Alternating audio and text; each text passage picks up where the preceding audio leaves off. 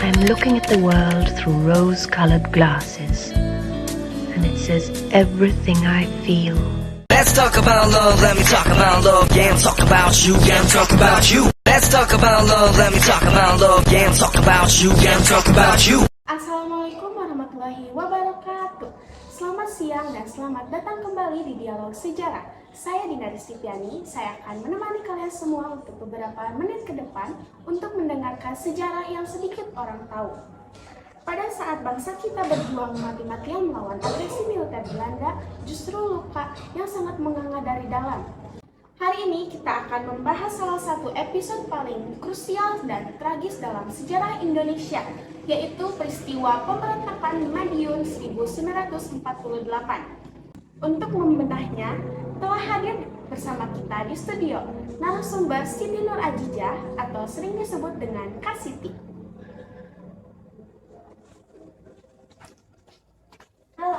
Halo. Selamat siang Kak Siti. Iya. Nah, banyak nih dari kita yang tahu bahwa Madiun 1948 itu sebagai pemberontakan PPKI saja. Nah, terus gimana sih keadaan Indonesia pada saat itu dan mengapa api tersulut di Madiun?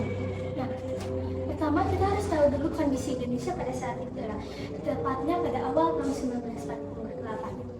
Nah, kita itu baru saja dipaksa untuk menandatangani perjanjian Renville, dan dimana kita tahu juga bahwa perjanjian itu sangat amat merugikan Indonesia karena wilayah Indonesia sedikit demi sedikit diambil oleh sekutu. Nah, bukan cuma masalah wilayah aja, tetapi beberapa ribuan tentara, terutama divisi Siliwangi, itu harus ditarik mundur secara paksa dari Jawa Barat. Nah, ini itu menimbulkan kekecewaan yang sangat amat mendalam, bukan hanya dari kalangan militer, tetapi juga dari kalangan politik. Oh, jadi kekecewaan implikasi politik yang sangat besar ya Kak? Ya, tepat sekali. Kabinet yang dipimpin oleh Perdana Menteri Amir Syarifuddin itu jatuh karena harus dianggap mempertanggungjawabkan perjanjian yang merugikan ini. Lalu Muhammad Hatta membentuk kabinet baru yang pastinya kelompok kiri ini tidak diajak. Nah, karena tidak ada diajak itulah kelompok kiri ini dianggap tersingkirkan dari panggung kekuasaan. Lalu Amir itu membentuk suatu front demokrasi rakyat untuk melakukan perlawanan terhadap pemerintahan Muhammad Hatta. Oh, jadi ada faktor kekecewaan politik ya Kak? Iya. Nah, lalu bagaimana sih peran Musso sebagai dalam peristiwa tersebut gitu? Nah, kedatangan Musso ini di awalnya tuh pada bulan Agustus 1948. Musso itu bukan tokoh sembarangan. Ia tuh pernah tinggal beberapa tahun dan belajar di Uni Soviet. Ia datang tuh langsung membawa ideologi komunisme dan revolusioner. Ia tuh pas datang langsung mengkritik PKI yang ada karena menurutnya tuh dianggap terlalu lembek ya. Nah, ia tuh langsung melakukan manuver politik yang cerdas, yaitu meleburkan seluruh partai yang ada, termasuk partainya Amir, dengan ke dalam PKI ini. Nah, jadi PKI ini itu menjadikannya satu-satunya kekuatan oposisi kiri yang solid, dan Amir itu menjadi pemimpinnya pada saat itu. Artinya di bawah Musso, oposisi menjadi lebih terorganisir dan radikal. Sangat radikal, karena agenda mereka itu bukan cuma sudah mengkritik PKI lagi ya, tapi sudah mengambil alih kekuasaan. Karena mereka tuh lihat dari pemerintahan Soekarno dan Hatta, mereka tuh sudah terlalu kapitalis dan pro barat ya. Nah, puncaknya itu pada tanggal 18 September 1948. Anggota yang pro PKI ini sudah mulai bergerak dan mengambil kota, lalu mengumumkan bahwa berdirinya suatu Republik Soviet Indonesia. Oh, jadi sebuah proklamasi tandingan. Iya. Nah, lalu bagaimana sih respon pemerintah Yogyakarta yang saat itu juga sedang genting menghadapi Belanda gitu? Responnya sih sangat tegas dan cepat ya, karena pemerintahan itu tidak memberikan kesempatan untuk negosiasi ya, tetapi menurut pemerintah ini adalah pengkhianatan di dalam perang kemerdekaan. Nah, puncaknya itu, momen paling pentingnya itu saat Soekarno berpidato di Rio pada malam tanggal 19 September 1948. Oh, jadi ada faktor kekecewaan politik ya Kak? Iya. Nah, lalu bagaimana sih peran Musso sebagai dalam peristiwa tersebut gitu? Nah, kedatangan Musso ini di awalnya tuh pada bulan Agustus 1948. Musso itu bukan tokoh sembarangan. Ia tuh pernah tinggal beberapa tahun dan belajar di Uni Soviet. Ia datang tuh langsung membawa ideologi komunisme dan revolusioner. Ia tuh pas datang langsung mengkritik PKI yang ada karena menurutnya tuh dianggap terlalu lembek ya.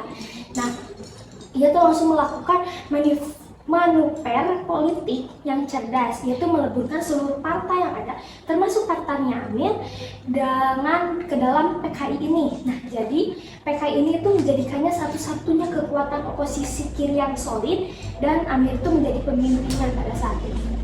Artinya di bawah Musso, oposisi menjadi lebih terorganisir dan radikal. Sangat radikal, karena agenda mereka itu bukan cuma sudah mengkritik PKI lagi ya, tapi sudah mengambil alih kekuasaan. Karena mereka tuh lihat dari pemerintahan Soekarno dan Hatta, mereka tuh sudah terlalu kapitalis dan pro barat ya. Nah, puncaknya itu pada tanggal 18 September 1948. Anggota yang pro PKI ini sudah mulai bergerak dan mengambil kota, lalu mengumumkan bahwa berdirinya suatu Republik Soviet Indonesia. Oh, jadi sebuah proklamasi tandingan. Iya. Nah, lalu bagaimana sih respon pemerintah Yogyakarta yang saat itu juga sedang genting menghadapi Belanda gitu?